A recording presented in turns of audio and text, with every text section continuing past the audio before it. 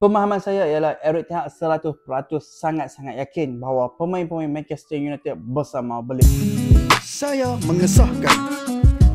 Assalamualaikum guys, selamat datang kembali ke channel Hisham Football Talks. Pada video kali ini, saya ingin menyentuh mengenai situasi Erik Ten Hag dan Rashford di Man United mengenai masa depan Calvin Phillips dan juga Guirassy, penyerang dari Stuttgart. Saya akan mulakan cerita mengenai Rashford dan Erik Ten Hag dulu.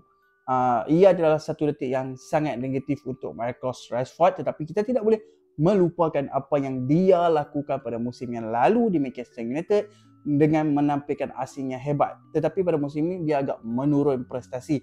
Perasaannya dengan Erik Ten Hag sentiasa cemerlang, tiada masalah apa. Jadi saya fikir ia hanya satu detik yang sangat negatif, tetapi ia bukan hanya kerana Rashford. Kita tahu ia adalah satu permulaan musim yang sangat-sangat rumit secara amnya untuk Manchester United dan juga pemain-pemain Manchester United. Jadi dia memerlukan sedikit masa, tetapi orang di dalam kaki tangan kejurulatihan Manchester United masih percaya dan menyokong Rashford, dan dia masih yakin dengan keputusan yang dia buat beberapa bulan yang lalu untuk menandatangani perjanjian kontrak baru di Manchester United. Saya tidak fikir akan ada apa-apa perubahan dalam bulan-bulan akan datang, dan ia jelas juga merupakan saat yang sangat sukar untuk Erik Ten Hag dengan kelab itu bertindak balas terhadap beberapa laporan media yang boleh dikatakan sangat negatif dengan melarang beberapa saluran daripada sidang akhbar mereka semalam.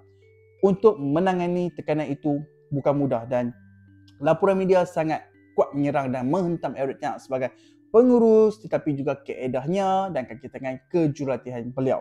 Dari pemahaman saya ialah Erik Ten Hag 100% yakin bahawa pemain Man United bersamanya dia gembira dengan tingkah laku dan komitmen pemain-pemain tersebut, walaupun detik negatif ini dia merasakan sokongan kelab. Namun yang pasti mereka perlu mengubah aksi di padang kerana ini bukan di peringkat Man United sekarang. Dan apa yang saya rasakan juga untuk Jadon Sancho adalah dia berkemungkinan akan meninggalkan Manchester United pada jendela perpindahan bulan Januari.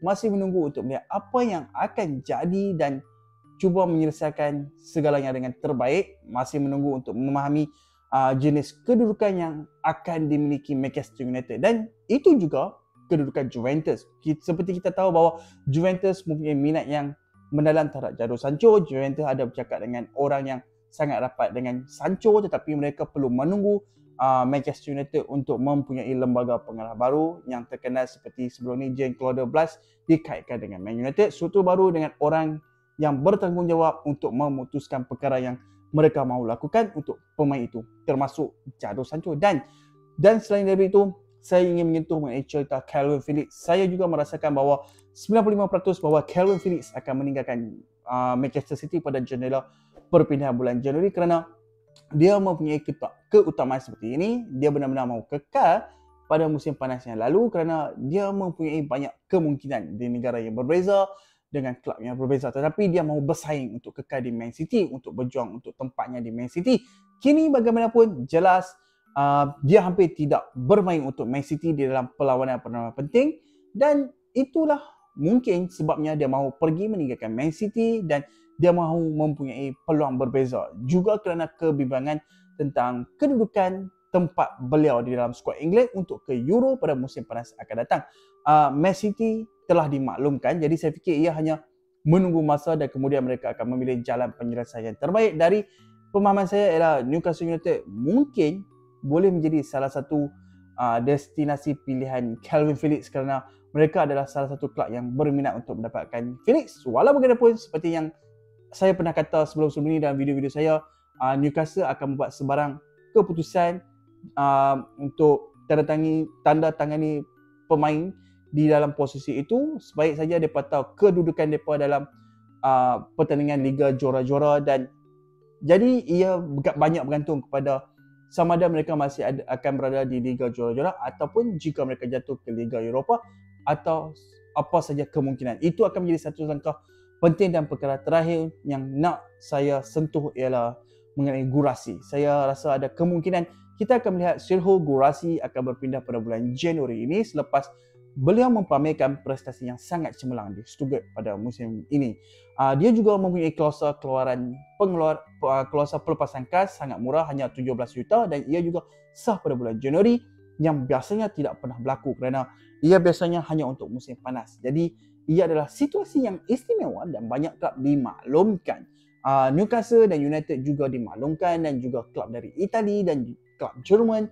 Banyak kelab tahu bagaimana klausul ini berfungsi dan mereka berminat dengan situasi tersebut. Tetapi pada masa ini masih tiada keputusan dibuat di pihak pemain juga kerana Stuttgart mencuba sehabis baik untuk meyakinkan Guirassy untuk kekal bersama mereka sehingga akhir musim dan kemudian dibenarkan pergi pada musim panas. Tetapi dari apa yang saya baca, kemungkinan untuk berpindah pada bulan Januari adalah sangat-sangat konkret. Ia juga sesuatu yang pemain sedang pertimbangkan. Jadi saya pasti dalam 2 hingga 3 minggu, tempoh 2 hingga 3 minggu akan datang, mereka akan terus berbincang, terutamanya di pihak pemain.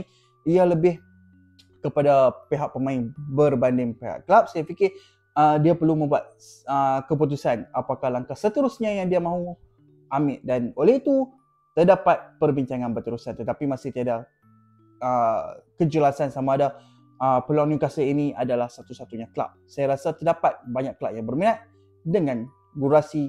Okay guys, terima kasih kerana sudi menonton video ini.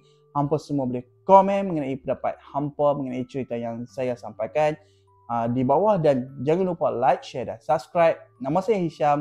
Kita jumpa di next video. Assalamualaikum.